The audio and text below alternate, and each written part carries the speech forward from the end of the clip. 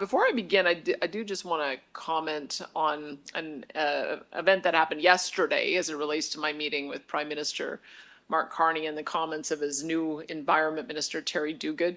Yesterday, in my discussions with the Prime Minister, I made it clear that Alberta will no longer tolerate an emissions cap on oil and gas, which absolutely works like a production cap that scares away billions of investment and thousands of jobs, makes us more dependent on the United States, and has been found by Ottawa's own Parliamentary Budget Office to be greatly destructive to the Canadian economy. He both told me in the meeting and then later in his press conference with the media that same day that he wasn't in favor of hard caps like that. He said he was interested in results and getting projects like pipelines in the ground.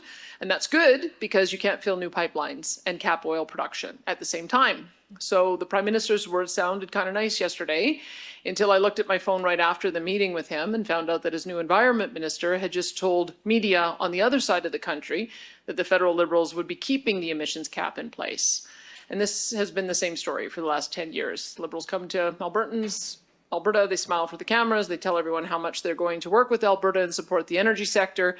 Then they go home and proceed to do everything in their power to roadblock and scare away investment from the energy sector. And now they're doing it when Canadians are literally demanding that we build new pipelines and production to become more independent from the United States. So we're just asking the question of the Prime Minister, is he prepared to lift this destructive and unconstitutional production cap or not? Albertans and Canadians do want the answer before they go to the polls and not after. In fact, we'd like to have the answer today. And I hope that we know whether or not it's the Prime Minister's message or the Environment Minister's message. I know there are many members of the media who wanted me to address that off the top, so I wanted to do that.